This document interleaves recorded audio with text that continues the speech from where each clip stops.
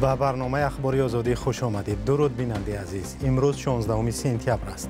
با همکارانم از دوشنبه و پرگ خبرهای آخرین تاجیکستان و جهان را خلاصه کرده ایم. نگاه به سرخط خبرها. در 2 روز در راههای تاجیکستان 5 نفر کشته و 2 نفر مجروح شده است. وزارت کارهای داخلی سبب را رعایت نکردن قاعده ها گفت، ولی ساکنان ریشه مشکل را در فساد می‌بینند. گزارشگری سازمان ملل متحد اسرائیل را به نسل کشی در غزه ابدار دانسته است. دولت یهودی این خلاصه را به طور قاطعانه رد می‌کند.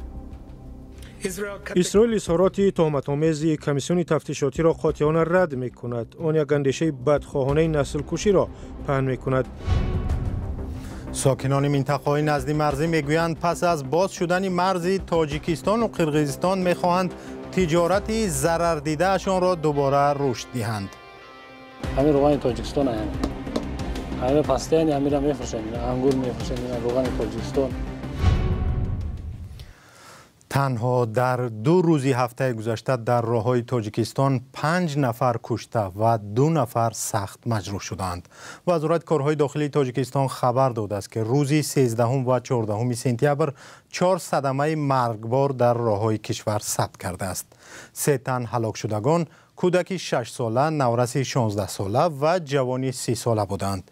2 تن دیگر از 50 تا 56 سال سن داشتند. صدمه از همه پرقربانی روز 13 سپتامبر که در آن 3 کس کشته و 1 تن مجروح شده است، در راه دوشنبه کلاب در حدود ناحیه دنغره وقتی رخ داده است که به گفته وزارت کارهای داخلی فیردوس دولت راننده قاعده حرکت در راه را رعایت نکرده به ماشین سمت مقابل برخورده است. حادثه های دیگر در راه دوشنبه یوان، پنجکین تعینی و باختر دنغره ثبت شدند. وزارت صدمه ها را به احتیاطی و رعایت نکردن قاعده های حرکت در راه عنوان کرده است. بنا بر حساب های سال گذشته روز تا 3 نفر در راه های تاجیکستان در صدمه ها کشته و تا 5 نفر مجروح می شوند. ساکنان و آگاهان وضع می گویند ریشه مشکل در فساد است که رانندگان قاعده شکن را جزای درست نمی دهند و به افرادی که رانندگی کرده نمی توانند شهادتنامه رانندگی می دهند. از سوی دیگر در تاجیکستان اکثرا تسمه بی خطری ماشین را نمی بندند که این میزان مرگ را هنگام صدمه بیشتر می کند. برنامه را با خبری از خاورمیانه ادامه می‌دهیم. اسرائیل حمله زمینی به نوار غزه را که 10,000 فلسطینی آنجا پناه برده بودند آغاز کرد. از این پیش با گفته ساکنان در حمله‌های هوایی اسرائیل اکثر بلند آشیانه شهر غزه به خاک یکسان شدند. مقامات اسرائیل میگویند هدفشان در این شهر نابود کردن گروه تروریستی حماس و برگرداندن گروگان‌های اسرائیلی از دست این گروه است. در همین حال سازمان ملل متحد حمله اسرائیل را به شهر غزه در نوار غزه سخت تنقید کرد. تفصیلات بیشتر در گزارش همکارم خرامان باقازاده. یک کمیسیون تحقیقاتی سازمان ملل متحد به این خلاصه آمد که اسرائیل در غزه دست به نسل کشی زده است و مقامات بلندپایه اسرائیل از جمله نخست وزیر بنیامین نتانیاهو این عملها را تحریک دادند. آژانسی ریترز روز 16 سپتامبر نوشت کمیسیون مقیاس کشتارها، مسدود کردن یاریها، اخراج مجبوری و خراب کردن بیمارخانه تبابت بیزوریاتی را چون نمونه اتهام نسل کشی مثال آورده موقع گروه‌های حامی حقوق را برای تقویت گفته‌هایش نشر کرده است. نوی پیلای رئیس کمیسیون تحقیقات اوید به منطقه اشغالی فلسطین و هم سابق دادرس دادگاه بین‌المللی جنایت‌ها گفت در غزه نسل کشی جریان دارد. ما حالا به فلسطین نرفته ایم ولی خواهیم رفت، زیرا کمیسیون ما دائمی است. ما 3 نفر را مسئول این عمل می شماریم. یکی سروزیر اسرائیل بنیامین نتانیاهو، دومی پرزیدنت اسرائیل اسحاق هرزوگ و سومی وزیر سابق مدافعه. به فکر ما از آنجایی که آنها از نام دولت عمل کردند، ما دولت را مسئول نامیدیم.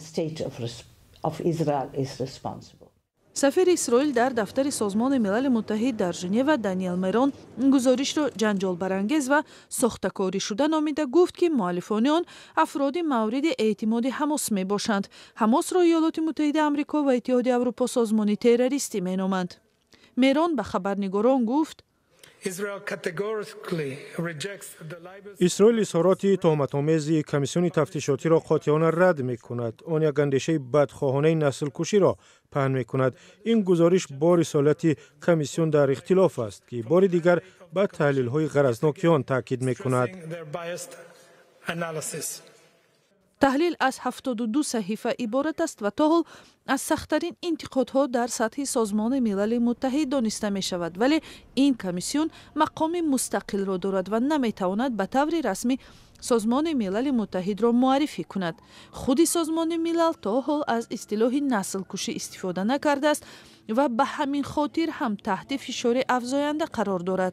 این در حالی است که بحث اسرائیل در دادگاه بین المللی عدلیه در گاگ در رابطه با پرونده وابسته به نسل کشی ادامه دارد. اسرائیل همه گونه اتهام‌ها را در این زمینه رد کرده به حقوقش برای حمایت از خود در پی حمله 7 اکتبر سال 2023 تاکید می‌کند. در آن روز به اطلاع اسرائیل در نتیجه حمله گروه حماس 1200 نفر کشته و 251 کس گروگان گرفته شد. در پی جنگ که در غزه بعد این سر زد به اطلاع وزارت بهداشت منطقه 64,000 نفر کشته شد و قسمی از ساکنانش از گرسنگی شدید اذیت می شوند. اعلامیه سال 1948 سازمان ملل متحد آید به نسل کشی که در رابطه با کشتار یهودی ها از جانب رژیم نازی های آلمان در جنگ دوم جهان قبول شد، نسل کشی را چون جنایت با مقصد قسما یا پوره خراب کردن یک ملت، قوم، گروه نژادی یا دینی ارزیابی می کند. برای اعتراف اینکه نسل کشی صادر شده است، وجود یکی از این عملها کافی می باشد. چند مقام بلندپایه آمریکایی روز 14 سپتامبر به افغانستان سفر کرده با نمایندگان طالبان صحبت کردند. هدف اصلی این سفر رهایی آمریکایی‌ها گفته می شود که طالبان آنها را بازداشت کردند. ایالات متحده آمریکا سال 2021 پس از 20 سال حضور نظامی این کشور را ترک کرد و طالبان حکومت افغانستان را به دست گرفتند. مارک روبیو وزیر کارهای خارجی آمریکا از کمترین منصبداران بلندپایه است که به کابل سفر می‌کند. از همکارم مصطفی سرور از بخش رادیوی افغانستان آزاد پرسیدم که مقامداران آمریکایی و طالبان به چه توافق دست یافتند؟ خب در واقع هنوز جزئیات دقیق بیرون نشده، اما از اعلامیه‌های که طالبان منتشر کردن معلوم میشه که صحبت اصلی درباره مبادله زندانیا بوده.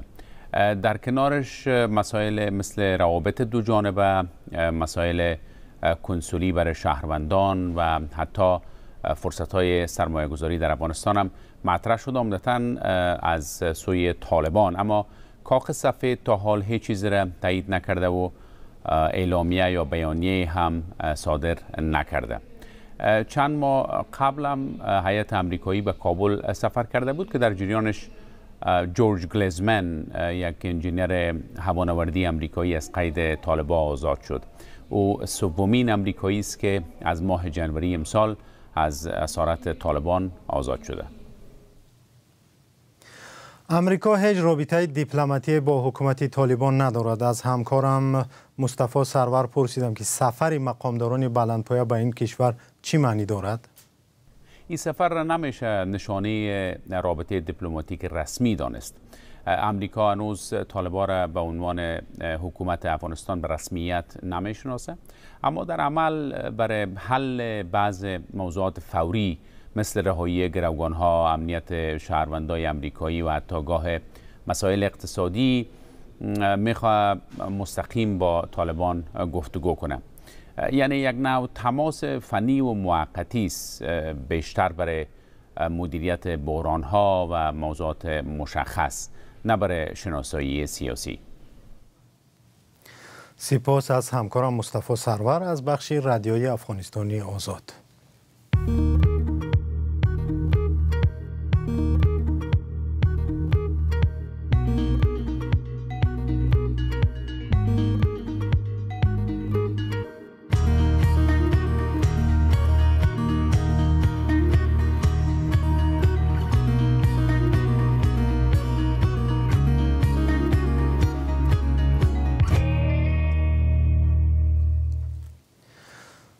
برخی از صاحبکاران قرقیزستان میگویند باز شدن سرحد مثل 5 سال پیش از نو در تجارت و همکاری با تاجیکستان را برایشان باز کرد.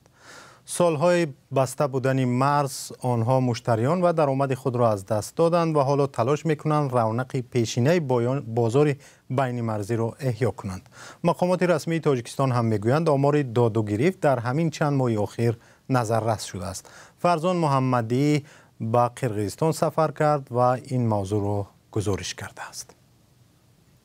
در شهر اوش کشور قرقیزستان بازار نو ساخته و به کار سر کرده است. از بس که این منطقه با چین و ازبکستان و دیگر کشورهای آسیای مرکزی نزدیکی دارد، آن را نقطه در راه تجارتی ابریشم می‌دانند. در این بازار بجز از کالا و مالهای چینی، رسته فروش میوه‌های خشک نیز موجود است. شیرین قشقربایو در این راسته دکان خیش را دارد و میگوید تقریبا نصف میوه‌هایش از تاجیکستان میآید. این زردآلوهای اسفرک، سبحان، قندک و برگک است. ما زردآلوهای گوناگون صفت داریم. بعضی زردآلوهای ما بدانک هستند. اکثر زردآلوها را از بادکند و از تاجیکستان میآوریم. از تاجیکستان زردآلوهای قندک را میآوریم. صفتش بلند و خاصیت شفابخشی به دل دارد. از تاجیکستان همچنین اشتق و پیسته میآوریم. مزه‌اش خیلی خوب است.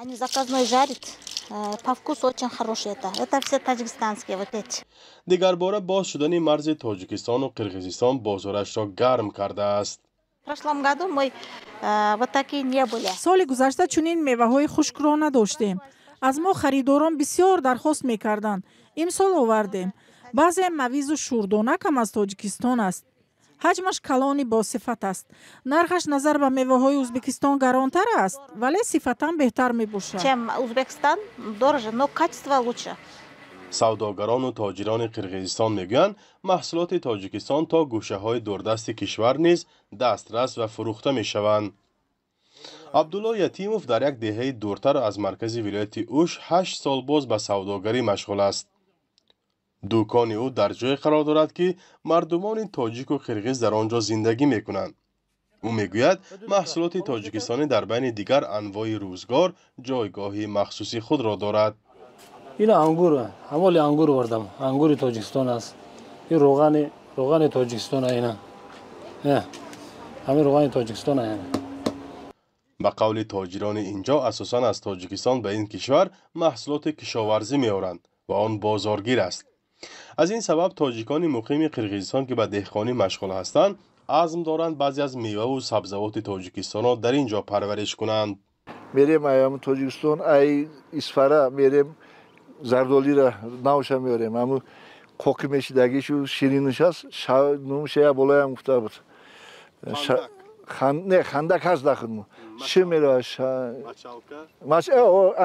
مچالکه رو میگیریم.